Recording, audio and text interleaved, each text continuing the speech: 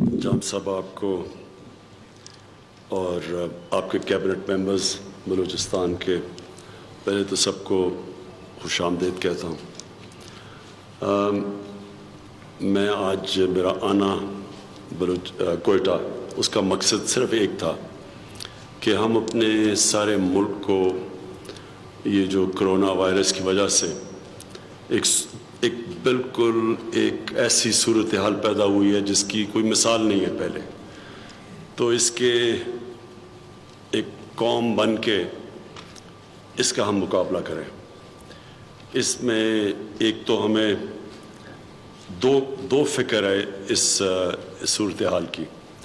एक कि कोरोना की वजह से जो हमारे हेल्थ फैसिलिटीज़ है उनके ऊपर जो प्रेशर पड़ने वाला है, अभी अल्लाह का शुक्र है कि इतना प्रेशर नहीं है, लेकिन जो हम देख रहे हैं जिस तरह कोरोना के केसेस बढ़ रहे हैं, जो दुनिया का तजर्बा है, जिस तरह दुनिया में कोरोना जिस रेट पे बढ़ रही है, तो हम ये अंदाज़ा लगा रहे हैं कि अप्रैल के आखिर तक हमारी जो हॉस्पिटल्स हैं उनके ऊपर बहुत प्रेशर होगा। तो एक तो उसके लिए हम सारा मुल्क उसकी तैयारी कर रहा है।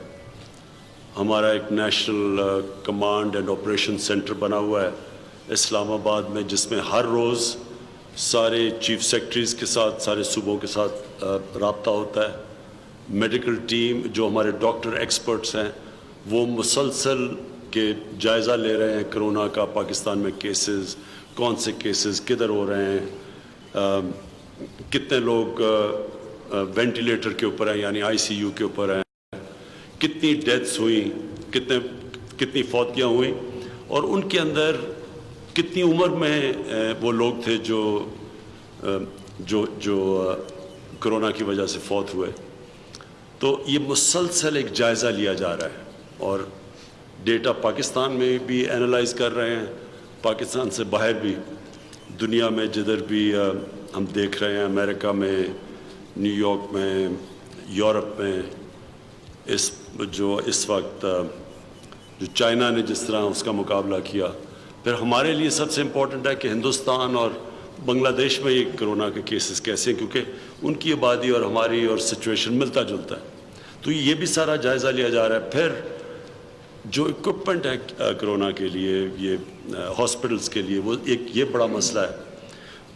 एक तो हमारे डॉक्टर्स, नर्सेज, हेल्थ वर्कर्स, उनके लिए हमें स्पेशल जो प्रोटेक्टिव गियर है, जो कपड़े हैं, उसके ऊपर पूरा जोर लगाया हुआ है। और जहाँ तक आज हमने कल भी ब्रीफिंग ली उधर नेशनल कमांड और ऑपरेशन सेंटर में, और आज जाम साहब आपके साथ, तो तकरीबन वो आपके जो लोग इंटेंसिव केयर में काम करेंगे, यानी जो जिनके ऊपर सबसे ज़्यादा प्रेशर होगा, उनके लिए तो पूरा हमने कवर कर दिया कि उनकी जो किट्स, जो उनके कपड़े हैं, वो बिल्कुल प्रोटेक्टिव गियर वहाँ तक पहुँच गया।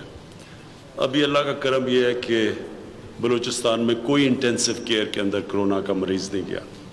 सो ये बड़ी अल्लाह का करम है।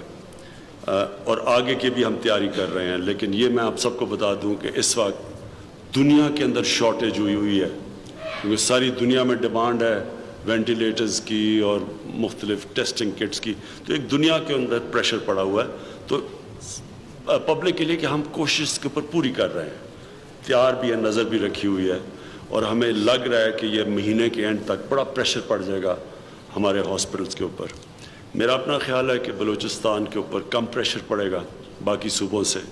उसकी वजह यह है कि सिर्फ कोयटा है जिसके अंदर एक आबादी आपकी ज़्यादा है और क्लस्टर्स में है, यानी करीब करीब है, डेंसिटी ज़्यादा है। बाकी बलूचिस्तान फैला हुआ है, आबादी बिखरी हुई है, तो वो उधर चांसेस कम है।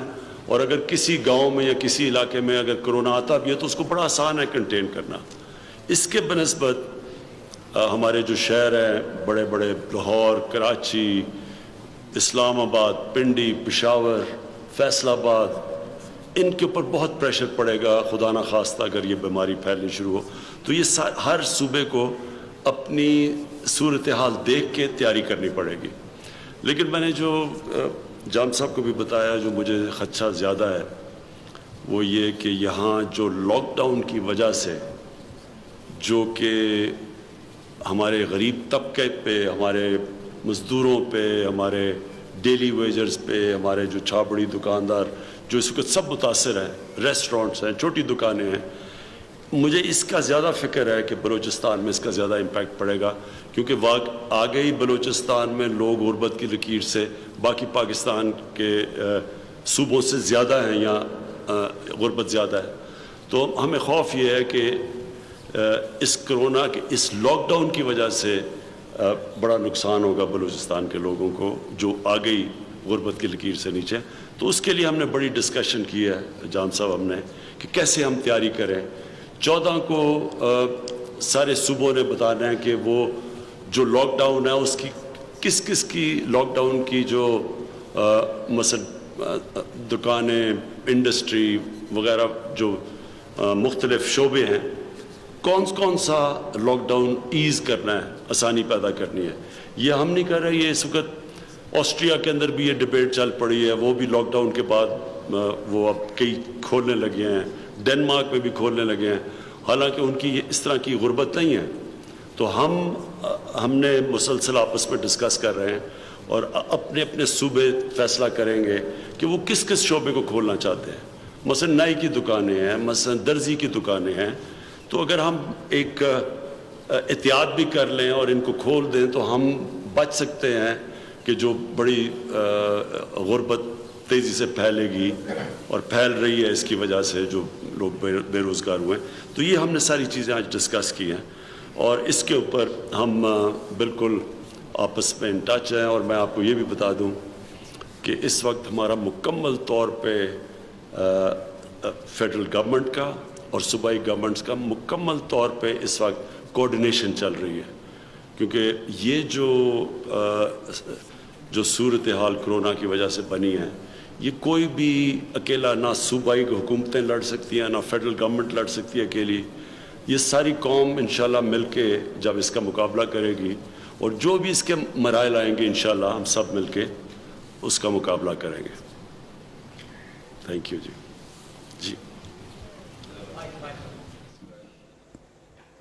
وزیر اعظم عمران خان گورنر ہاؤس میں صوبائی کابینہ اور اراکین پارلیمنٹ سے خطاب کر رہے تھے. انہوں نے کہا کہ کرونا سے پیدا شدہ صورتحال کا قوم بن کر مقابلہ کرنا ہے. اسلام آباد میں قائم کمانڈ اینڈ کنٹرول سینٹر مسلسل تمام تر صورتحال کا جائزہ لے رہا ہے. اور پی ٹی وی نیوز سے اب تک کے لیے اتنا ہی. ایک بریک کے بعد آپ دیکھ سکیں گے علاقائی خبریں.